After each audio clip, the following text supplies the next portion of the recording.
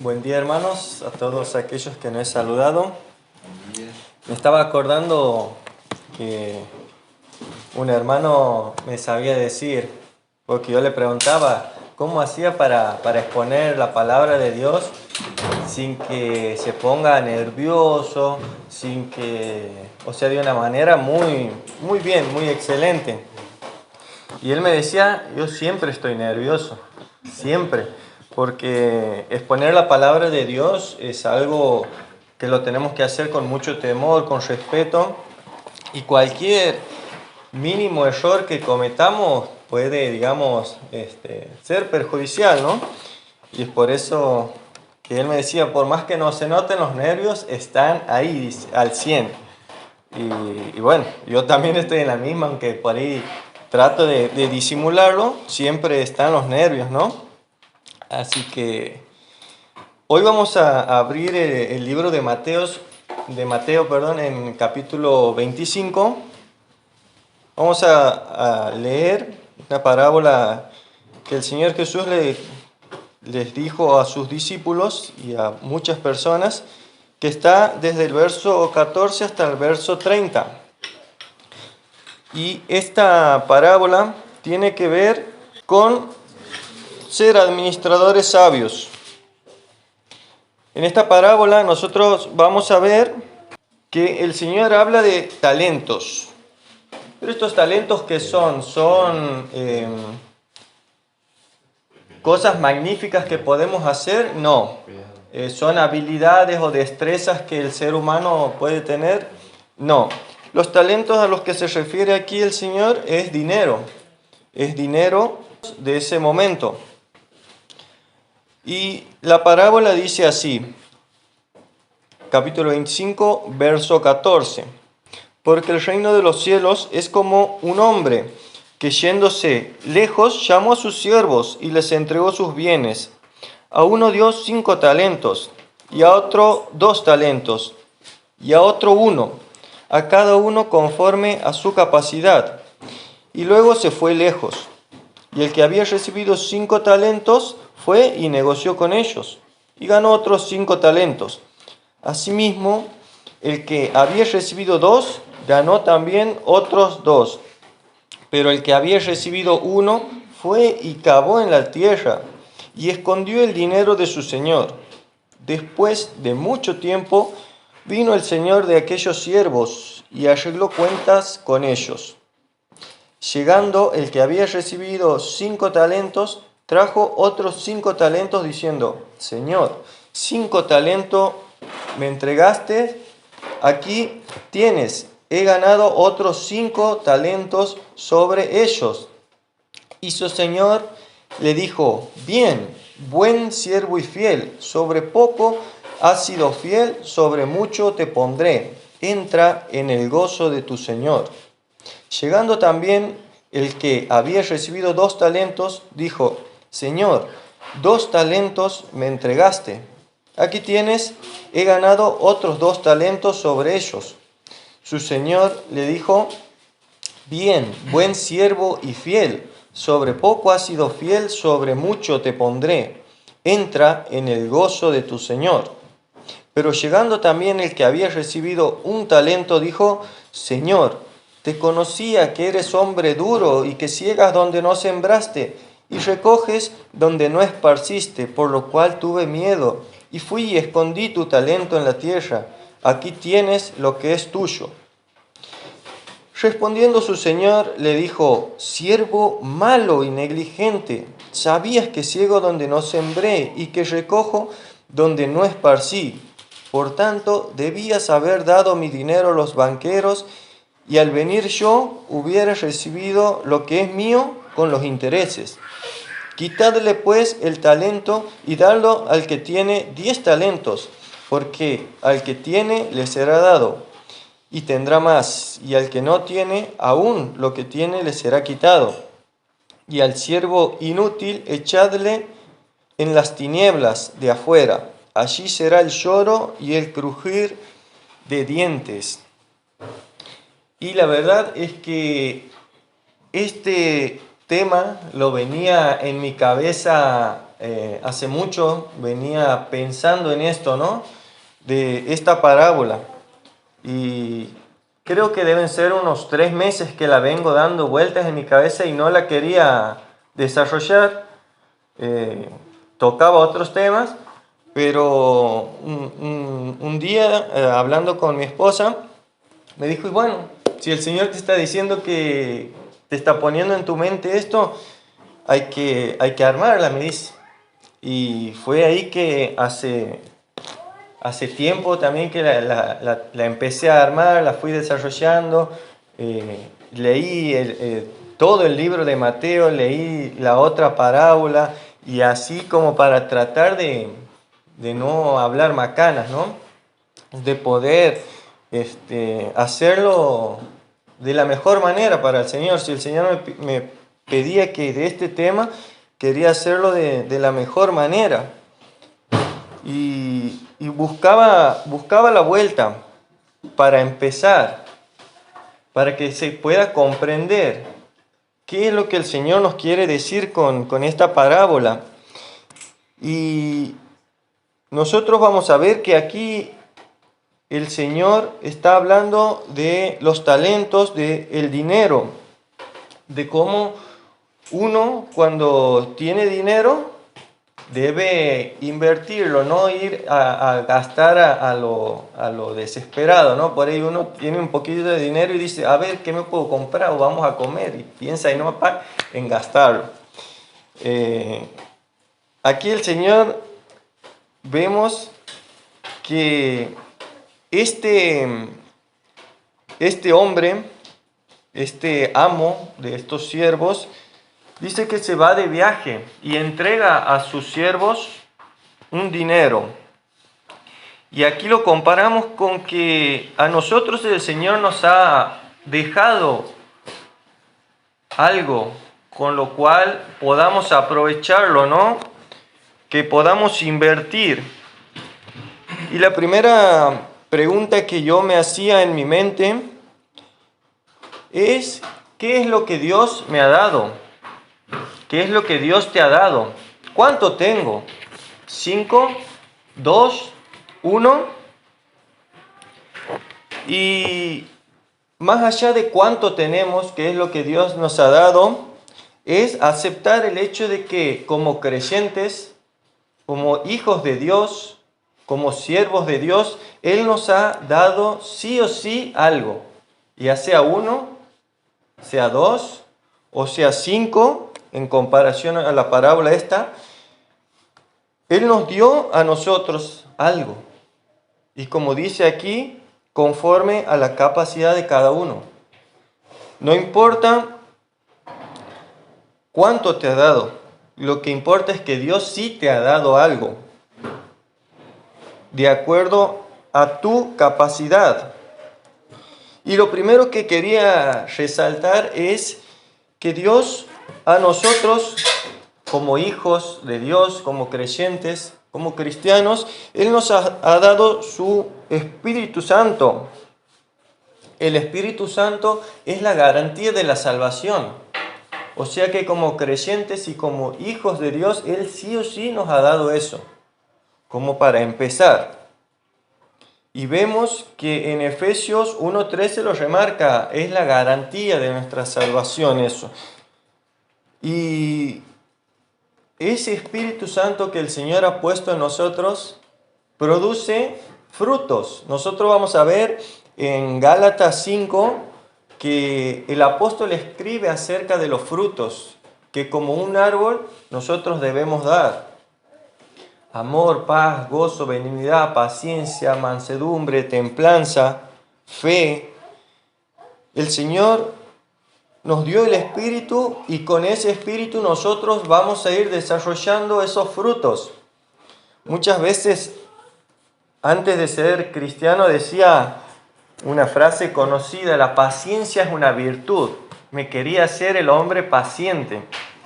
Y me acuerdo que lo dije una vez estando en una reunión de jóvenes y una hermana me corrige. Me dice, la paciencia es un fruto del Espíritu. Y yo todavía no conocía el libro de Gálatas, ni el fruto del Espíritu, nada. Y desde ese momento me puse a ver, ¿qué es eso del fruto del Espíritu? Y ahí entendí que la paciencia, por ejemplo, es un fruto del Espíritu. Y así como ese fruto, la paciencia, hay otros 8 que se mencionan en el libro y que van a ser desarrollados en toda la vida cristiana, de acuerdo a lo que nosotros invirtamos en el Espíritu. Después, nosotros vamos a ir viendo que juntamente con el Espíritu Santo Dios nos ha dado más cosas. Por ejemplo, también nos encomendó una misión, la misión de Mateo 28, que dice ir y predicar a todas las naciones y bautizarlos y enseñarles, y todo el versículo que ya lo conocemos.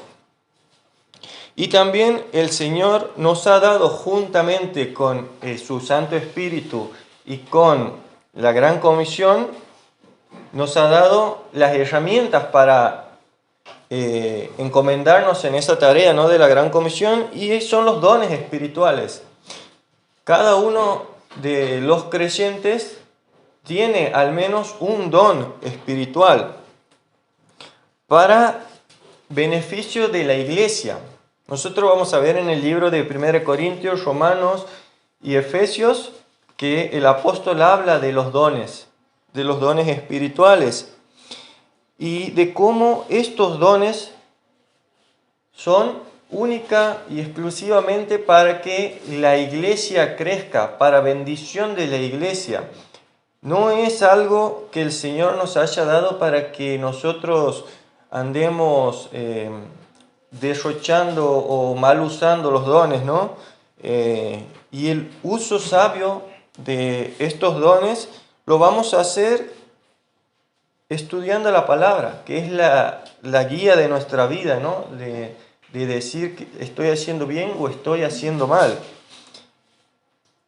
Hasta aquí entonces vamos sabiendo que el Señor sí o sí como hijo suyo nos ha dado algo.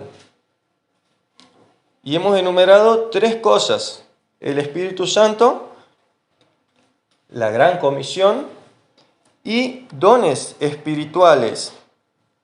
Ahora, muchos hemos llegado a pensar alguna vez, cuando nos damos cuenta de que la salvación es un regalo de Dios y de que no tenemos que hacer absolutamente nada para obtener la salvación, y por ahí llegamos a pensar de que, bueno, soy salvo por gracia, hago lo que quiero, total, la salvación ya la tengo, ¿no?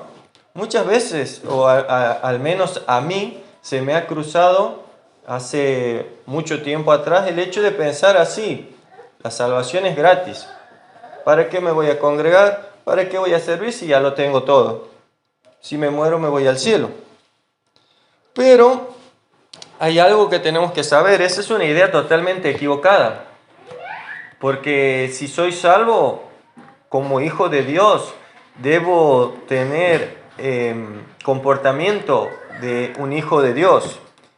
Y también debo saber que hay un juicio para los creyentes. Muchas personas ignoran el juicio del tribunal de Cristo porque lo confunden con el juicio del gran trono blanco. Bueno, resumido, hay 2 juicios de Dios. Uno va a ser para los que han rechazado la salvación, que directamente es un juicio en el que van a escuchar condena. No es un juicio como el que nosotros conocemos aquí, que hay un abogado, no, ahí se escucha únicamente condena. Y después está el juicio del Señor Jesús a los creyentes, o sea, todos, si hemos creído y aceptado la gracia de Dios, nosotros como creyentes enfrentamos un juicio en el que el Señor va a juzgar la intención de nuestras acciones. O sea que ahí nosotros vamos a rendir cuentas de qué hemos hecho con lo que el Señor nos ha dado, qué hemos hecho con su Santo Espíritu, ¿Qué hemos hecho con los dones que Él nos ha dado? ¿Y qué hemos hecho con la gran comisión? O sea, como creyentes, tenemos una gran responsabilidad delante de Dios y tal cual estos siervos, nosotros debemos administrar con sabiduría porque el Señor un día va a volver y nosotros vamos a estar delante de Él y Él nos va a pedir cuentas. Ahora, una pregunta que me hacía, porque vieron que la semana pasada tuvimos visita, estuvieron ahí los hermanos de Misión Patagonia y estuvieron compartiendo ahí sus viajes y todo eso. Y yo me preguntaba, porque comentaban ellos que hace 25 años que están, 25 años de servicio, viajando desde el centro del país a toda la Patagonia. Y bueno, centro un poquito más abajo, viajando durante 25 años, 95 viajes hicieron. Y yo decía, wow, qué aguante, qué amor por las almas, por los hermanos, por las iglesias. Y yo pensaba, a su edad sería así, de perseverante, de esa sabiduría con la que ellos hablaban, qué contestar, qué no contestar. Y yo en lo profundo de mí meditaba eso. ¿Algún día podré ser así? Porque uno por ahí tiene sueños, ¿no?, para el Señor. Y si no los tienen, deberían tenerlos como hijos de Dios. Pero pensaba en eso yo. Y una pregunta que se me vino: ¿soy fiel en lo poco? Y meditaba en esto, meditaba ser fiel en lo poco. Muchas veces nosotros en oración pedimos a Dios cosas. Señor, te pido por un ministerio de jóvenes, un ministerio de matrimonios. Te pido para extender la iglesia, para que podamos ganar Río Turbio y 28 y toda la cuenca. Nosotros oramos así. Y muchas veces nosotros no recibimos una respuesta inmediata de Dios, o quizás sí, pero no la entendemos, y su respuesta es no. Y por ahí tiene que ver con esto: ¿soy fiel en lo poco? Y quizás no estamos siendo fieles en lo poco y por eso el Señor no nos da más. Y meditar en esto puede ayudar a ajustar nuestras vidas de acuerdo a la voluntad de Dios. Y ser fiel en lo poco es pensar en esto que Dios te ha dado y poder empezar a trabajar con eso de una manera muy sencilla, porque el Espíritu Santo, si sos hijo o hija de Dios, lo tienes. La gran comisión es para todos los creyentes. Y el don espiritual también lo tienes. Si no lo has descubierto, no quiere decir que no lo tengas. Está ahí, solamente hay que buscarlo con la ayuda de Dios. ¿Qué puedo hacer para ser fiel en lo poco? Lo que yo pensaba es capacitarme. ¿Cómo puedo capacitarme? Con la Biblia. Es muy sencillo. Como decía Javi, parece que estábamos en sintonía, ¿no? El devocional. El devocional es algo sumamente importante con lo que podemos empezar. La vida de oración. La vida de oración es algo que en nuestras vidas diarias no debe faltar. Y no digo que sea fácil porque es difícil muchas veces sentarnos a leer y leer algo que no entendemos y orar y por ahí no sabemos qué decir o nuestra falta de fe hace que oremos de una manera muy ligera. Pero el Señor nos ha dado muchísimas herramientas para poder desarrollar hábitos que nos ayuden a crecer y a estar capacitados. Tenemos muchas herramientas para poder hacer un devocional. O tenemos el consejo de hermanos para preguntarle, ¿cómo puedo orar? Ayúdame a orar. No me sale muchas veces la oración. Herramientas hay. Y el tema está en que las usemos. Excusas también hay de sobra para todos. Y de todos los colores, de todos los tamaños. Pero tengan en cuenta esto. Nosotros nos juntamos esta mañana a las 10 a participar y a celebrar la Santa Cena. Una reunión en la que todos los creyentes cristianos deberían asistir, sí o sí, por más que puedan o no participar de los símbolos. Yo considero que un corazón agradecido viene y se sienta a la mesa del Señor y participa de esa hermosa comunión de las enseñanzas. Y nosotros en la cena recordamos también que el Señor viene por su iglesia. El Señor en cualquier momento se puede presentar y buscar a su iglesia. Y ahora la pregunta es, si el Señor viene ahora, hoy, ¿cómo te va a encontrar? ¿Cómo me encontraría a mí? ¿Con un talento enterrado? ¿O con 5 talentos y 5 más para Él? Y es para pensarlo, ¿no? Porque a mí me gustaría que cuando venga el Señor me encuentre sirviendo fervientemente en su obra, ya sea que esté el sábado de la mañana limpiando aquí en la iglesia o que esté aquí ahora. O sea, me gustaría que en ese momento me encuentre sirviendo fervientemente. Pero bueno, es algo que no sé, el Señor viene y por eso es que, como decía primera Juan 3:3, el que tiene esta esperanza se purifica a sí mismo. O sea que si nosotros creemos que Jesús viene a buscar a su iglesia, debemos purificarnos en cada momento, porque no sabemos cuándo va a venir el Señor. Nosotros debemos estar preparados. Y como dice ese versículo, purificándonos constantemente, para que Él nos encuentre en santidad. Y no que nos encuentre con una tibieza espiritual.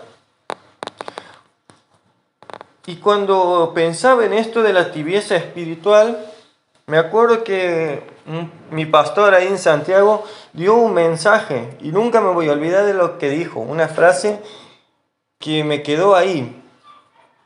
No hay una persona más triste y más sin sentido en la vida que un tibio, porque el tibio no puede estar ni bien en el mundo ni bien en la iglesia, o sea, donde esté va a estar mal, porque esa tibieza le va a incomodar, esté aquí o esté allá. Una persona tibia, como dice Apocalipsis, será vomitada. Y es así, esa tibieza genera esa incomodidad en el mundo y en la iglesia. Por eso o sé frío o sé caliente. Y es mejor ser caliente para que cuando el Señor venga te encuentre ahí en el servicio como un buen siervo y fiel. Y ahora el consejo es que te animes a invertir. Él te ha dado esto confiando en vos, confiando en que vas a jugártela por Él. sea que te haya dado 1, 2 o 5. Anímate a invertir en las cosas de Dios. Y como decíamos, un devocional. ¿Un devocional qué es? Es separar un tiempo del día para aprender de Dios, para escuchar la voz de Dios. Un devocional es un momento en el que vos lees la palabra de Dios, oras y meditas en lo que acabas de leer. 4 preguntas que te pueden ser muy útil para hacer un devocional si no sabes cómo hacerlo. Agarras una porción de la Biblia. Te recomiendo el Nuevo Testamento si nunca lo has hecho. 4 preguntas. ¿Qué dice de Dios? ¿Qué dice de las personas? ¿Qué pecado evitar? ¿Qué mandamiento obedecer? Sencillísimo. 4 preguntas que te pueden ser muy útiles para desarrollar un devocional. ¿Quieres más preguntas? ¿Dónde se escribió el libro? ¿En qué año se escribió? ¿Quién lo escribió?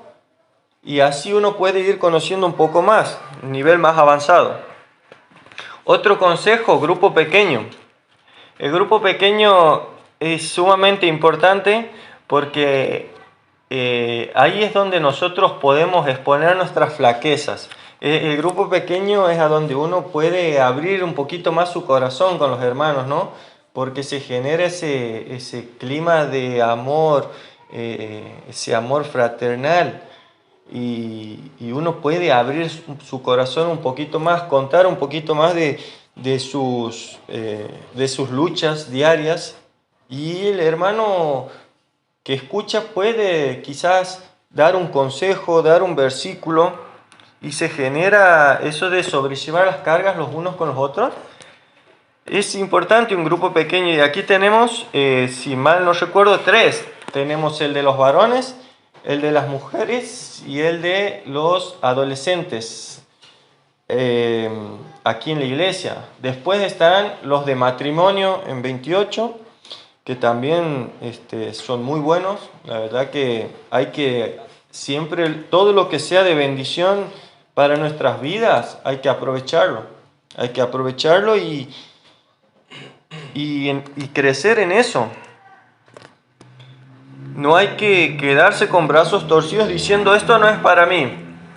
Porque si el Señor nos ha confiado estos talentos, refiriéndome a la parábola, si el Señor nos ha confiado estos talentos, es para que nosotros podamos devolverle un poco más de lo que Él nos ha dado. Y ahora yo pensaba, porque muchas veces pasa de que uno quiere servir. A mí me ha pasado que quería servir, me acuerdo en los campamentos, allá en Santiago, los campamentos hermosos eran, y uno quiere ayudar, pero no me dejaban ayudar. ¿Pero por qué? Bueno, una que me faltaba madurez espiritual, una que en esa época todavía no estaba bautizado, pero quería. Y le pregunté, bueno, ¿cómo hago entonces para formar parte de su grupo? De no estar ya en el banco, sino en la cancha. Y ahí fui preguntando, me acuerdo, le preguntaba a mis consejeros, le preguntaba al pastor, y ahí me fueron ellos guiando. ¿Pero qué puedo hacer mientras tanto? Era la pregunta que yo les hacía. Y de aquí surge esto que yo les voy a decir a ustedes. Pensá en un ministerio en el que quieras servir. Piensen ustedes, ¿qué ministerio les gustaría estar sirviendo ahora en la iglesia? Si no tienen un ministerio en el cual les gustaría servir, hay muchos en la iglesia, desde limpieza hasta dirigir las reuniones, hasta dar el mensaje, la escuelita bíblica, la reunión de los sábados de adolescentes, el grupo pequeño. Hay muchas cosas para hacer en la iglesia. Ahora, pensé en un ministerio en el que te gustaría servir. Ahora, pensá en un ministerio en el que puedas servir. Y ese va a ser el primer paso que vas a dar hacia un objetivo. Una meta pequeña nos va a llevar a un objetivo grande. Y es por eso que hay que empezar de a poco. Ahora, ¿qué impide que hoy estés sirviendo en la iglesia? Es una pregunta que cada uno de ustedes debe hacerse y analizar en su interior. ¿Qué impide que hoy estés sirviendo a Dios en tu iglesia? Es para que la piensen. Nosotros hemos leído esta parábola en la que vemos aquí 3 comparaciones de siervos a los que su Señor les ha confiado este dinero. Los 2 primeros han escuchado algo que a mí me gustaría escuchar cuando me toque estar en la presencia del Señor. Pero uno de ellos no escuchó lo mismo. Y los 2 primeros escucharon esto: bien, buen siervo y fiel, sobre poco has sido fiel, sobre mucho te pondré. Entra en el gozo de tu Señor. No sé ustedes, pero a mí me gustaría que el Señor me diga así, el día en que me toque estar delante de su presencia. Pero al tercero, aquel que se le confió menos, siervo malo y negligente.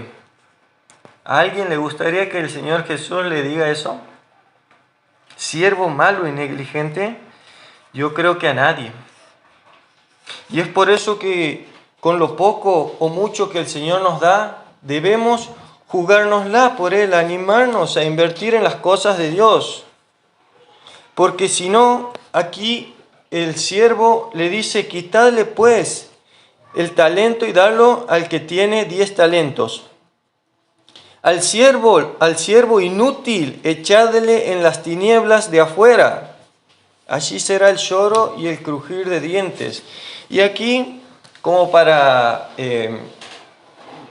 dejar en claro la idea, aquí el Señor no es que nos quitará lo que nos ha dado. La salvación no se quita.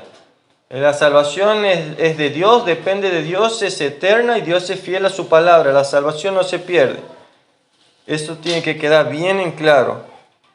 Por más que seamos malos hijos de Dios, malos siervos, malos administradores de lo que Él nos ha dado, el Señor, la salvación no la quita. Pero aquí nosotros, cuando dice esto, el Señor nos está advirtiendo de que si nosotros no nos jugamos por Él, de que si nosotros no agarramos lo que Él nos dio y lo invertimos, nuestra vida allá afuera va a ser una miseria. Porque vamos a vivir en una tibieza en la cual no vamos a poder estar cómodos afuera, en donde tengamos que estar, en el trabajo, en la facultad, a donde sea, en la casa misma. No vamos a poder estar bien. Y en la iglesia tampoco. Y eso es algo que nos va a incomodar durante toda la vida. Y es por eso que ahí dice, ahí será el lloro y el crujir de dientes. Vamos a tener una vida lamentable. Vamos a tener una vida que no va a estar en sintonía con nada en este mundo. Y no le vamos a encontrar sentido. Vamos a ir como un velero que se deja llevar por la corriente y se golpea contra las rocas y va y así, está de aquí para allá. Y es por eso que el Señor aquí nos está invitando y nos está desafiando a que nos animemos a invertir en sus cosas. Él nos ha dado ya. Ahora el tema está en nosotros como siervos suyos. ¿Qué hacemos con lo que Él nos ha dado? Ahora yo te desafío que hables con tu pastor, con el pastor aquí presente, y que le compartas tu deseo de servir, ya sea en lo poco o en lo mucho, porque el Señor dijo, Él vino a servir y no a ser servido, y es la enseñanza que a nosotros nos dejó, servicio, por amor a los demás. Servir es a lo que el Señor nos ha llamado. Y hay muchas cosas con las que uno puede empezar de a poquito. Y yo digo, ¿no? No es que lo vea como poca cosa ni nada, pero la limpieza es algo tan sencillo y tan fácil y que cualquiera lo puede hacer. Yo creo que esa es un área en la que uno puede empezar. Y no es algo, ¿cómo decirlo?, despectivo. Porque si hoy nosotros estamos en un salón limpio, con los bancos lustrados, con las tazas ordenadas, los vasos ordenados, la cocina sin tierra, es porque alguien se tomó el trabajo de hacerlo. Y este fin de no sé a quién le tocó, pero alguien lo hizo. Usted tenga en mente eso, alguien lo hizo. Y cualquiera puede formar parte de ese ministerio. El tema está en que nos animemos, te animes a dar el primer paso y hablar con tu pastor y decirle, quiero servir, quiero hacer algo con lo que el Señor me dio. No quiero enterrar, poner bajo tierra lo que Dios me dio. Quiero ganar un poco más para que cuando Él venga me diga, bien, buen siervo y fiel. Ese debe ser el anhelo de todo creyente. Que el Señor nos diga esas palabras y que podamos entrar gozosos delante de su presencia y no con la cabeza agacha, con vergüenza de que nos diga siervo malo y negligente. ¿Qué hiciste con lo que te di? Lo enterraste, y sabiendo que soy un hombre que ciega donde no siembra, deberías, en vez de hablar mal de tu Señor, deberías saber, por lo mismo que dices, al menos lo hubieras puesto en el banco, le dijo el Señor a su siervo. O sea que con lo que la queja que el siervo le dio a su Señor, con las mismas palabras, el Señor lo condenó. No hay excusas. Lo que esto quiere decir es que no hay excusas para que podamos servir al Señor, para que podamos invertir en las cosas de Dios. No hay excusas. Ahora yo te invito a que vos puedas meditar en este mensaje y espero que Dios obre. Confío en que Dios obra. Lo que desconfío es en el corazón de cada persona que es tan engañoso y perverso que muchas veces escuchamos y decimos, wow, qué palabra, el Señor me ha hablado, y después le hacemos un pocito y le enterramos. De lunes a sábado está bajo tierra. Chao. Eso no tiene que pasar. Lo que escuchamos debemos llevarlo a la práctica. Y mientras estaba esta mañana, no sé por qué se me vino a la mente el hecho de pensar que no importa cuánto sepas de la Biblia, puedes saber de memoria 1000 versículos, con cita y todo. No importa cuánto sepas, importa cuánto vives la palabra de Dios. Sepas mucho o sepas poco, Dios no te va a juzgar por lo que sabes o no sabes. Dios te va a juzgar por lo que haces con lo que sabes. Y ahí está el desafío, en aplicar la palabra de Dios a nuestras vidas. Eso es lo que va a marcar la diferencia. Yo les invito a que oremos y terminemos este mensaje, ¿sí? Amado Padre, gracias te damos por tu palabra, Señor, que nos muestra esta importancia, Señor, de ser siervos fieles, de servirte en lo poco o en lo mucho. Gracias porque hoy, Señor, hemos aprendido que debemos invertir en ti, Señor, en las cosas celestiales, en las cosas eternas, Señor. Y gracias porque confiamos en que un día tu Hijo Jesús va a volver por nosotros, por su pueblo, por la iglesia. Y lo esperamos, Señor, ansiosos. Y queremos, Señor, escuchar de Él estas palabras que dicen: buen siervo y fiel. Sobre poco has sido fiel, sobre mucho te pondré. Ayúdanos, Padre, a meternos un poquito más en el servicio de la iglesia, a poder ser hombres y mujeres temerosos de ti, Señor. Hombres y mujeres que no busquen excusas, sino busquen las cosas de tu reino, busquen crecer espiritualmente, Señor. Bendice, Señor, tu palabra, que podamos meditarla y llevarla a la práctica, Padre.